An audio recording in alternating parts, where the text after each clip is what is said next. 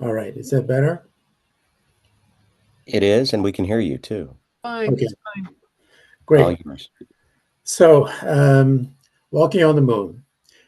That's been a dream of mine for many, many years, walking on the moon. And I wanted to open up the sort of the welcome question by asking everyone attending if you had the chance to walk on the moon, let's say in the next 25 years, if it became actually possible to walk on the moon, and you could pick anywhere that you would want to go, where would you go?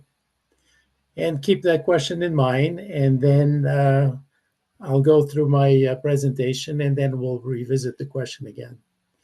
I've wanted to walk on the moon ever since I was 10 years old. That's when I watched the Apollo 11 crew, Neil and Buzz Aldrin, hopping around and walking around on the moon. I watched the live broadcast. I was 10 years old. It was very late at night. Stayed up with my dad and my uncle, watching well into the early morning hours.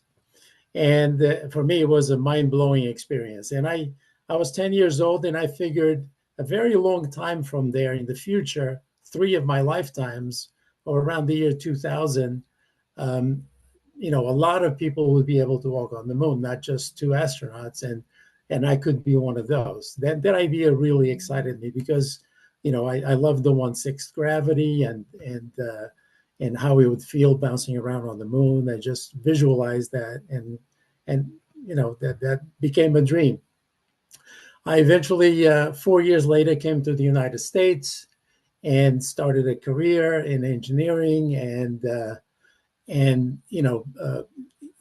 I noticed that the space program kind of fizzled out after Apollo 17. We stopped going to the moon, and then that sort of abandoning of the dream by NASA and by the world at large of going back to the moon kind of set in my own mind, and I said, well, nobody's going to the moon. It's the dream started dying, right? So around the year 2000, the original feelings that I had about the Apollo 11 mission and revived that memory in me. And I decided I just needed to get involved. I joined an organization called the Space Frontier Foundation. I became very active. I just wanted to do whatever needed to be done, lend a hand wherever I could. Eventually, I wound up becoming a Return to the Moon project manager, and I organized two Return to the Moon conferences. I got to meet Buzz Aldrin, which was obviously a thrill of a lifetime, and that closed the loop a little bit for me. I also met a number of other moonwalkers. I met also Harrison Schmitt and John Young. So it's been a thrill ride, just the decision to get involved. And again, tried to stay active, and my mission, I sort of see my mission as promoting the idea of space, and promoting the idea of a future that's very bright and full of possibility if we become a spacefaring civilization. A few other things that I've done. One of the things that was one of the big thrills was being able to successfully land the space shuttle three times. I also founded a company called Lunar Explorer back in 2004 to create a simulation of the moon. And then more recently, founded Virtual Moon, which is to basically redo everything that we did originally in Lunar Explorer. And I'm going to be talking a little more about Lunar Explorer and Virtual Moon, actually a lot more about those. So you get a sense of what we're doing. So this is sort of my background. I have a co-founder or partner.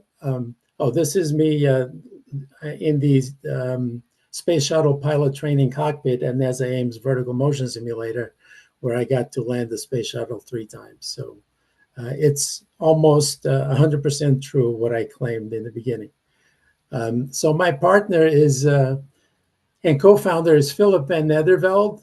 So besides the moon, I have a couple of other passions. One of them is virtual reality, and the other one is really education, like sharing the the promise of education and how it opens up the future and the opportunities for people, and especially education in the STEM disciplines, which is obviously my background as well. But Philip runs the oldest continuously operating virtual reality studio in the world. He opened it in 1993. It's called eSpaces. And we found each other over LinkedIn. And after exchanging a few messages, it became obvious that we should work together. He's also a lunatic, a moon fanatic. He actually saw the live broadcast from the moon as well, but he was only 2 years old. So it had an impact on him, but it was obviously subliminal because he has no memory of it. But he's sort of the first person that joined my mission and became part of our team. So what's Virtual Moon? Our goal is to create the most accurate, most realistic, most detailed, and complete virtual reality simulation of the moon that's ever been created. We are pushing the state of the art in virtual reality technology. We're accessing all the latest lunar data that we can get our hands on. And we're sort of modeling in very high fidelity, creating an exact replica of the moon that people can explore immersively in virtual reality. It's also a fun and exciting place to visit. It's going to be a multiplayer environment, so you can actually call your friends anywhere they are in the world, and you can agree to meet at some location and go exploring together. And we also think about it as a space-time portal. So another way of thinking about it is you're not looking at a simulation of the moon. You're going through a space-time portal like a Star Trek teleporter that lets you teleport to any point on the surface of the moon that you want.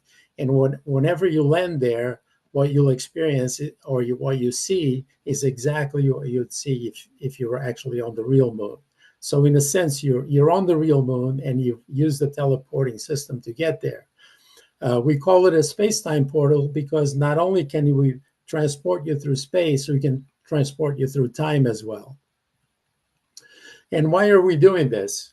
Well, I believe that to survive long term, we must become a spacefaring civilization, and we need millions of talented and dedicated and inspired minds from everywhere in every discipline in the world to make that happen, to create that spacefaring future for us. The virtual moon is for everyone, but we're primarily focused or targeting our 8 to 18-year-olds, the young generation that's going to actually build and create that future for us. And one of the things I want to do is transport them to the future, let them experience what the future is going to be like. And we also want to give, through Virtual Moon, we want to give them opportunities and pathways where they can contribute meaningfully and start getting involved in creating that spacefaring future.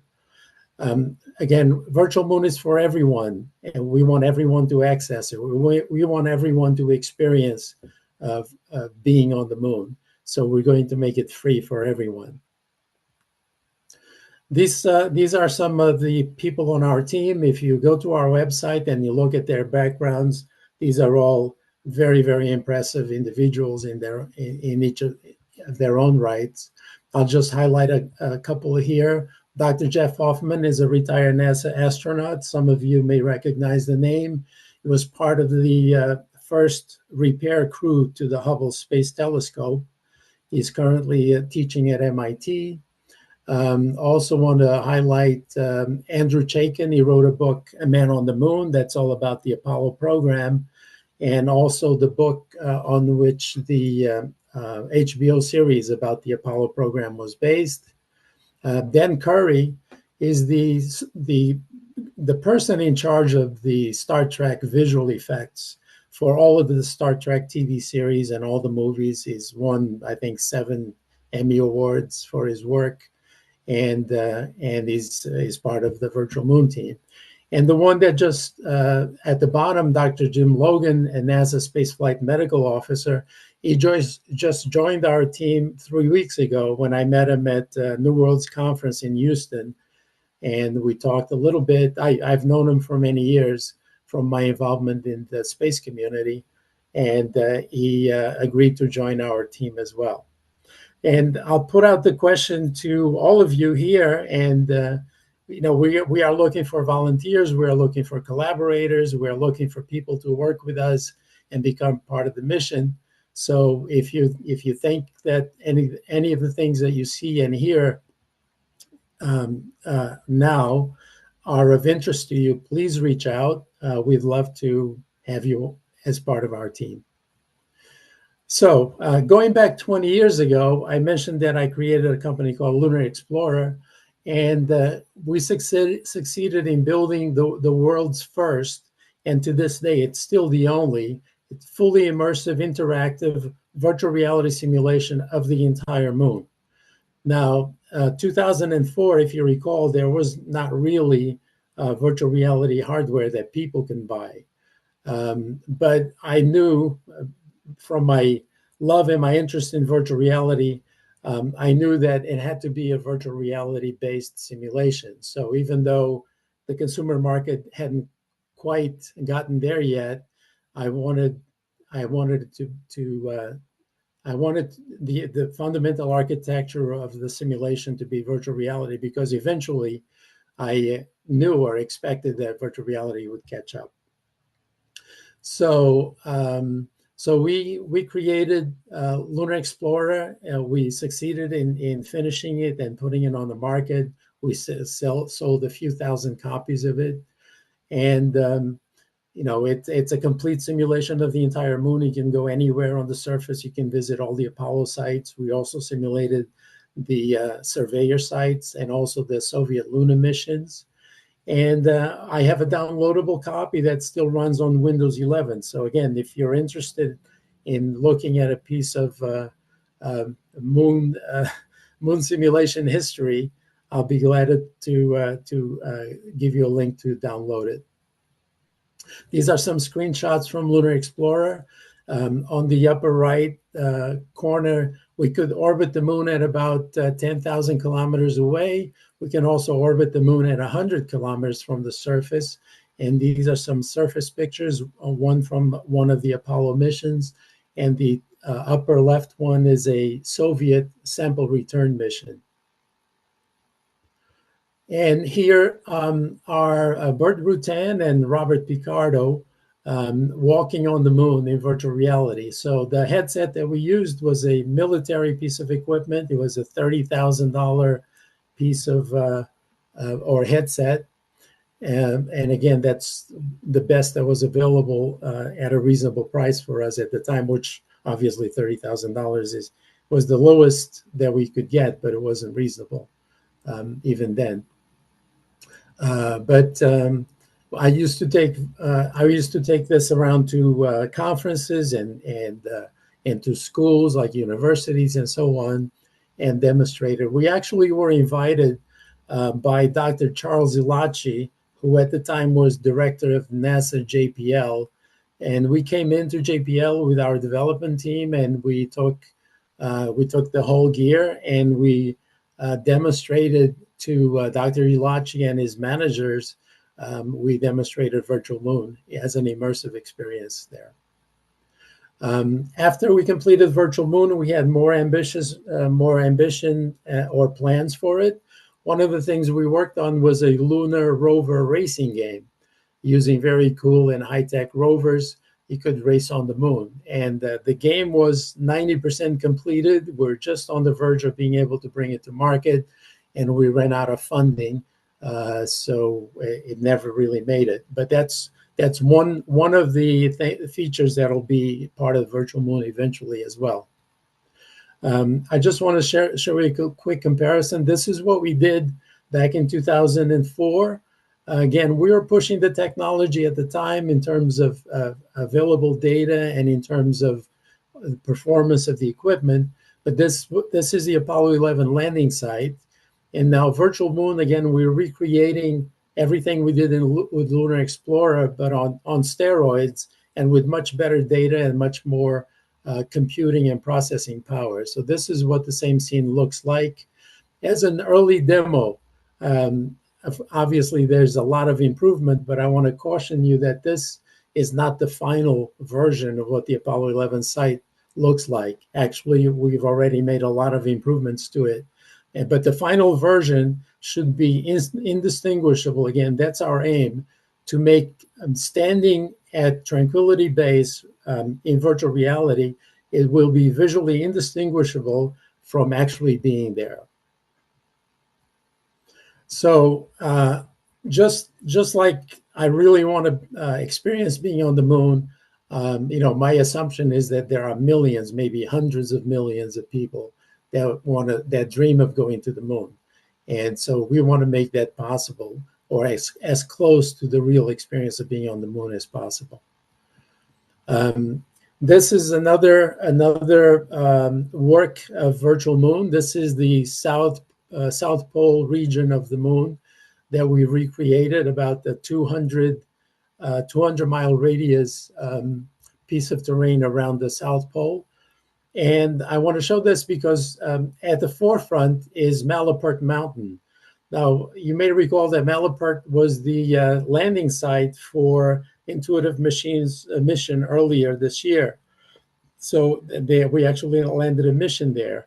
And I had shown in my slide that I was a founding member of the ILOA, the International Lunar Observatory Association. One of the payloads in the Intuitive Machines mission was a telescope from the International Lunar Observatory Association that was meant to image the center of the Milky Way galaxy and beam those images directly to Earth. But Malapert Mountain has another significance. On top of Malapert Mountain, right there, it happens to be one of the peaks of eternal light, where sunlight shines about 95% of the time. On top of Malapert, we want to build the first large lunar city called Selene. And I'll talk a little more about Selene a little further down. Right now, actually. So Selene is envisioned as the first large city on the moon. It's meant to house up to 5,000 people and will be built on the ground. And it's supposed to provide as close to ideal conditions for the human physiology as possible. So it'll have normal atmospheric pressure and normal composition. And the interior of Selene will be landscaped as close to what human beings see as ideal on Earth as possible. There'll be trees and greenery and grass and plants and blue skies and one atmosphere, internal composition, and so on. It's to be operational by 2045. So that means we want to create as bold an engineering design and ambitious an engineering design as we can, but we will be constrained because we can only use technology that's already mature currently, or that will become mature in the next 15 years, let's say, because we want to build it and we want to make it operational by 2045. Now, it's rather unlikely that we'll succeed in building this on the moon by 2045, but it will be built in virtual moon and as an engineering simulation as well. It's not just going to be an immersive experience where you put on the headset and you go walk into Selene and walk around and explore. It'll be a digital twin where all of the engineering systems, life support and power and communications and food production, all of those systems will be replicated as digital twins and will simulate the functioning and the interactions between the systems, because the idea is to prove that technically this is all possible, it's all achievable. So the comments have been made in this summit at this event that space is just a natural connection with STEM, because space is so inspirational and so on. I'm making the further claim that STEM and space and virtual reality just takes it to a whole nother level. And I think the combination of these three together really gives you the maximum ROE, or return on education, which is a term coined by our esteemed moderator here, and which I love, and I'm going to use from now on. So we've been reaching out to the STEM community. We've done a number of sessions with the kids from Janet's Planet, which some of you may be familiar with. By the way, the other gentleman besides myself, I'm at the top near the left. In the middle row on the right, that's Philip Van Ederveld, my partner and co-founder. So we're reaching out to the STEM community. That's one of the things that we do. I also go to schools in my area, and I bring my headsets. I talk to kids about the moon and about space, but then I bring my headsets, and they all get to put them on and experience being on the moon. They're standing on Tranquility Base near the spot where the Eagle is going to land, and they watch the Eagle come down from the black sky to land just a few yards in front of them. And what they're watching is an exact replica of exactly what happened at that moment in history. We replicated the exact trajectory of the Eagle as it lands from NASA telemetry data, because again, we're going for super accuracy and super fidelity with the moon and everything that happened on the moon. So these are some of the expressions and reactions. I mean, virtual reality is the way to connect with kids and with everyone in such a profoundly impactful way that there is no other way to connect with this kind of impact. Now, again, I go to schools, I give presentations, and to keep the kids busy while because I only have 3 headsets, so they can't all be on at once. While they wait, I give them out questionnaires to answer before they do the experience, and also after they do the experience. So I've just put up some of the quotes. This is a 5th grade science class after they've tried the Apollo 11 landing experience. These are some of the things that they shared with us. Now, beyond that, what I have is, and I hope this works, I have videos of people actually trying the Apollo 11 landing, and I'm going to try to show those here.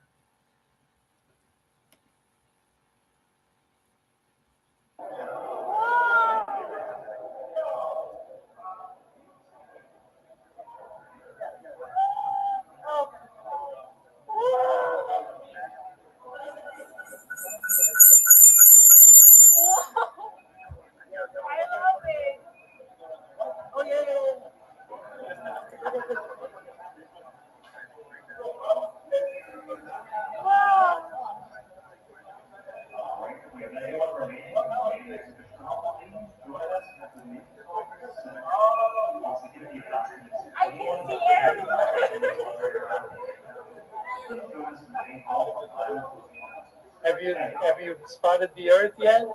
Yes, it's there. And here is the sky, and like you can see all the stars and all the details. It's like it's amazing. And even like details from the moon. I didn't know it was like this. It's so real that I start to like. Look towards the sun. You should be able to see the landing coming towards you. Look around towards the sun. You see it? There. I can feel I can too. It's here. Wow. Wow, it's coming. It's coming.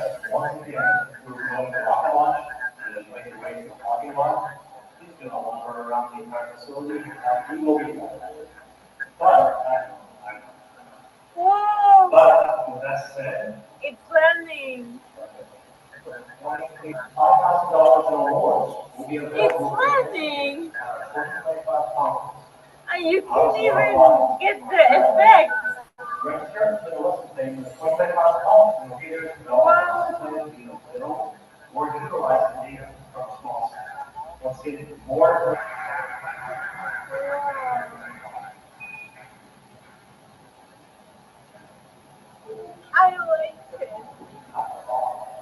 sure I couldn't really tell. It was amazing. I really enjoyed it. So did you think you'd be on the moon today? I have been. I definitely have. I took a trip to the moon. And you took a trip through time. You traveled through time. Yeah. Wow. I really feel like the reality shock is. I would like to change it. Oh. Wait. I wasn't ready. Do that again. Okay. Wait. What do I do? Do the whoa thing again. I don't know if I can do it on purpose.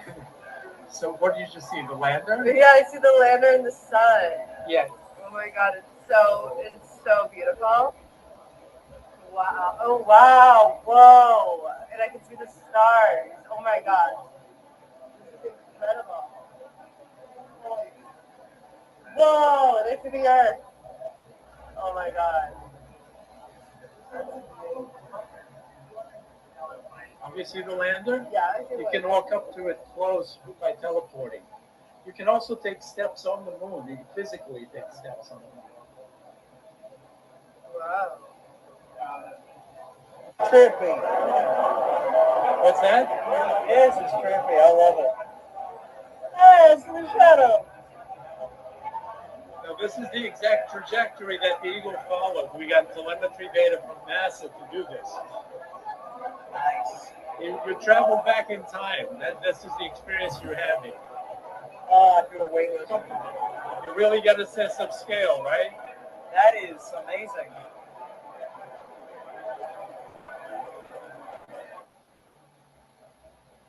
Wow, that was awesome. That was really great. Do you feel like you've been to the moon? Yes, definitely. And what an experience. You've time traveled Yes. back to 1969? I mean, I told you, if you could time travel, that would be a prime spot. Whoa, that was awesome. Thank you so much. Thank you. Yeah. Oh, man, I'm definitely going to try this again.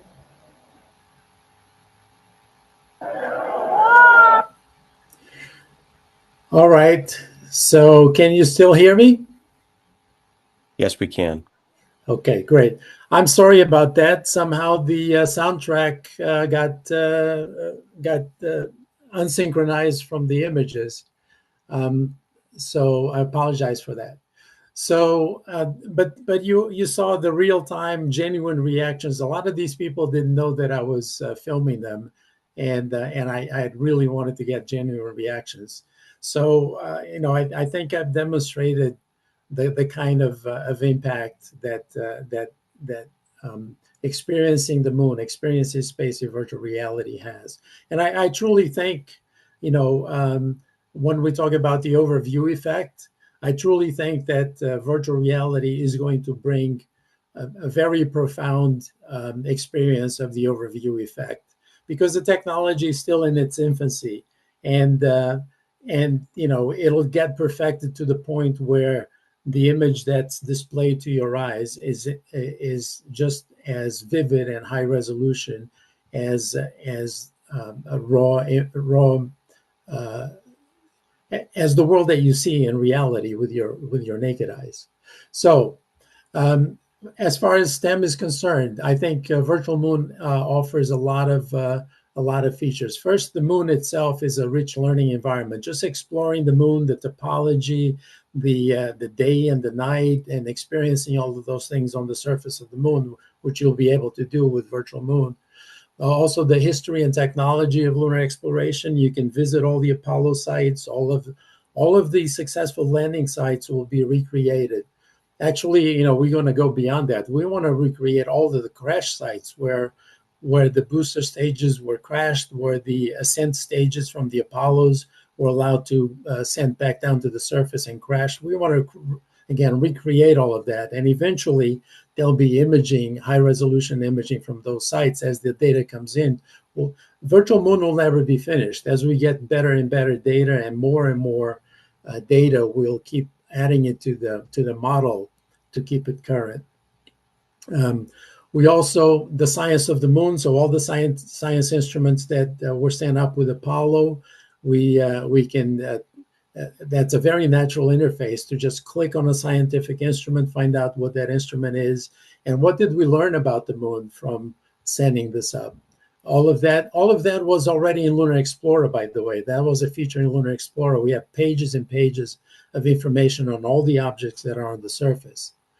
And then Selene, an advanced technology and engineering simulation or demonstration, lots of opportunity for learning about engineering and technology there.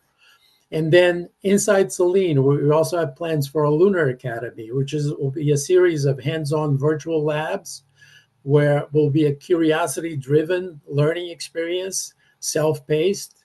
There'll be opportunities for individual learning and team projects. We'll have incentives like people would take courses and pass certification tests. Then they can earn credits and go up in rank and have a lot of incentives that we can offer people. Some of the labs we're thinking about are gravity and orbital mechanics, robotics, astrobiology, and there are many possibilities. And again, anybody that wants to contribute and be part of our team, if you have ideas, let us know. We're looking for all of this. So we're putting it out there. Everybody's welcome. Please join us. Again, if you find this interesting, if you find this challenging, you can volunteer if you have skills or experience, if you have ideas, if you want to give us feedback. We also have a couple of programs. We have a Virtual Moon Ambassador program where kids just refer their friends to Virtual Moon. And again, we're going to make this available to everyone for free. And we want everyone to experience the moon. So through a Virtual Moon Ambassador program, you can do that. And again, we provide incentives and gifts that we give people for helping us spread the word and making everyone aware of us. And we just started a Walk on the Moon outreach. Actually, it's what I'm calling this activity where I go out and talk to schools in my area about the moon and about space. I've been doing that for many years, but now we have volunteer teams throughout the world. And I just shipped out last week the first virtual reality headset, a Quest 3S model that we shipped to Tanzania, because we have a great group of volunteers over there that have already a list of schools they're going to go to, and kids will be able to experience the Apollo 11 landing experience by themselves. And we want to spread this through the entire world. And we have volunteer teams already in a number of countries, in the UK, Australia, and India, and Brazil. And again, we want this to go all over the world, because everyone should experience being on the moon. And for all of you that have a virtual reality headset, you can just go to this link. Just put this link into your headset, and you can all experience the Apollo 11 landing. And again, this is all made available to everyone for free. So that's kind of the end of my presentation, and I will be happy to stop sharing and answer any questions or discuss anything that anybody would like to. Manny, that's amazing. I see there's a few questions in chat. So Elizabeth, you asked a question about cartography. Do you want to go ahead and ask that question directly, or I can just read off the chat there? Oh, no, you can read it. It's fine. Okay, cool. So she's just asking about the Chinese cartography that's been done. Do you have access to that? Is there any benefits? Are there some challenges, perhaps, in looking at other data? So again, we're looking for the best data sets available to us from anywhere in any source. To be honest, I'm a little bit reluctant to reach out to the Chinese Space Agency because of their reputation for copying stuff. So we're trying to stay under their radar, let's say, but And we haven't reached out to them yet, but we're gonna look into it. Now, there are other private missions also that are collecting data. The Indian missions also. I've been dealing with some people from Israel, and again, whatever data we can collect that improves on the quality of the data that we already have, we'll integrate that into the model as we go. Oh, great. And Martina, you had a 2D, 3D question, I guess. Since you're here, you might as well. Yeah. I think like I get my answer like partially during the presentation. I was thinking, is this like 2D, 3D, both? And it seems it's like 3D primarily and exclusively. And I'm curious if you considered having it also on 2D to make it like more accessible to people who don't have access to virtual Yes. reality. Yes, that's a great question. And yes, the technology that we're using, that Philip is using to build the simulation, is device agnostic. So it'll run on a smartphone or a tablet or a laptop, on anything. And that link that I showed you at the end will also run on anything. But don't run it on a 2D screen, please. The first time Of that you course. see the landing experience, you should see it immersively. Yeah, It'll, fantastic. Okay.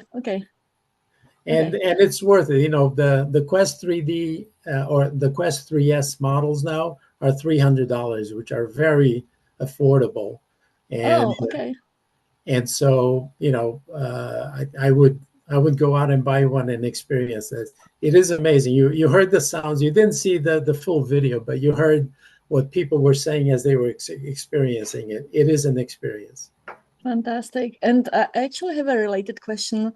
Have you considered partnering with somebody like museums so they can have like VR headset and like the kids and people who come there can experience it? And maybe also with somebody like Apple Store, because I recently visited an Apple Store like to troubleshoot my devices, and nearby they had like the Apple VR set, and Yes. their catchphrase is like, "Have you been to the moon before? Have you been to space?" And I'm like, "You guys have not met me. I would have said yes."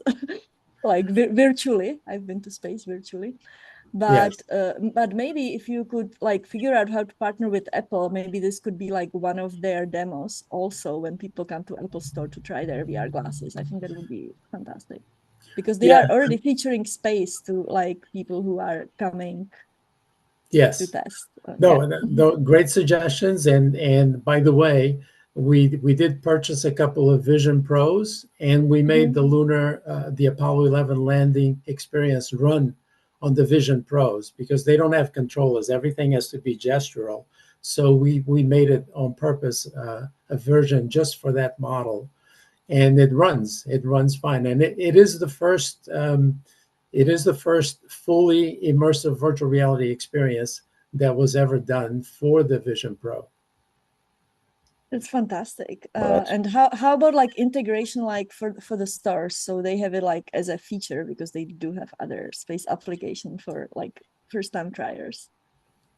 No, we haven't formally created a relationship with them, but we did complete this first demo project, and we are reaching out to them. You know, it's hard to get people's attention. Yeah. And they already had a moon simulation, but ours is much better than theirs. Yeah, maybe we can connect. Maybe I can see if I can help you with that. Or Do something you if have are any? interested. Do you have any contacts with Apple? It's complicated. Like I'm building my network, but yeah, we can connect offline. Okay. Well, you know, again, if anybody listening has any connections that we can leverage that would be willing to make introductions or something. Yeah, Manny, we definitely need to talk. So, Meta Corporate, I've got some connections there in the Bay Area. We want to Okay. talk because they don't build their content. We'll take that offline. But Elizabeth I think she's quite engaged with what you've presented. I think she actually wants to participate, but she has a really compelling question about smell. Okay. And thinking about as she describes it, and Elizabeth, I don't want to take words out of your mouth, or I'm reading them there, but if you want to go ahead and ask your question, I think it'd be great to hear from you. Oh, thank you for your generosity. I'm not ready to do that yet, but yeah, I've always been fascinated by what space might smell like. I mean, so many of our memories are associated more with smell sometimes when than with vision. And as I put in the chat, some astronauts have said it smells like gunpowder or wet ashes in your fireplace or whatever. I can't, somebody said meat. Okay, but I can't imagine that one. But anyway, um, have you thought of adding the sense of smell when they're on of those items when those scents when they're wearing the the headset? I have heard also at one point there was a what do you call it? A perfume maker in Paris who was contacted by I think astronauts to try and make a cologne that smelled like it, and I can't remember how successful they were or not, but that might, yeah, anyway. So have you thought about the sense of smell and adding that? The reason I was smiling so widely is because the answer is absolutely yes. We actually made contact with someone in the UK that creates perfumes as Oh, part, as one of the many things that she does. She's a PhD, and she does this has this perfume business on the side, and we have talked to her exactly about that. And I'm an engineer, so I've already sketched out some ideas on how we create a small sort of inkjet type device that would fit, unobtrusively near your nose and mm, would send out little puffs of scent. Um, and yeah, gunpowder is the scent that has been described that the moon smells like. So yeah, we'd love to do that. And again, I'm sketching out some engineering ideas on how that could get done. Look, we are we are really looking to make this experience as immersive and as realistic as possible. So the sense of smell would just bring an awesome dimension to the experience. yeah. Well, I also like to suggest Oh, something. I put it in the chat. The Kennedy Center for the Performing Arts in Washington, D.C. is having a week in the end of March, I think, and beginning of April, which will integrate the arts with the sciences, astronomy, and space exploration. Perhaps you might want to be part of that event. Maybe contact this Kennedy Center and see if you can't be one of the participating performers. thank you so much for the referral. I am very interested, and I will reach out to them. I assume I don't assume you have any special connection with them. I used to. I don't now. I used to be a teaching artist. They taught me a lot about being a teaching artist. But there is a woman who was an inspiration to me. She's a NASA ambassador. She does a lot of outreach, not on lunar subjects.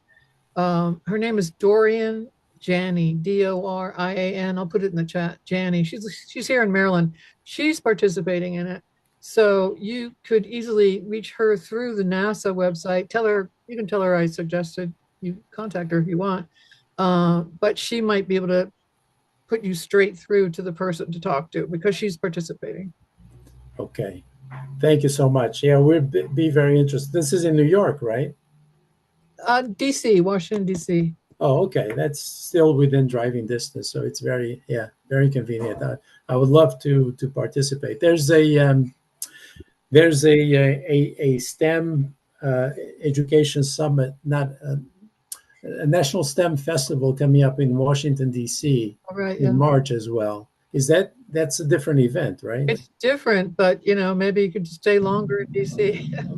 Yeah, well, I reached out to the STEM event there and try to get involved, but they want a substantial fee to become part of it. So we at this point we're Yeah, still pre-revenue, so we can't afford Yeah. that. But right. You lead with the children, Manny. You have the children reach out, then you're going to get in.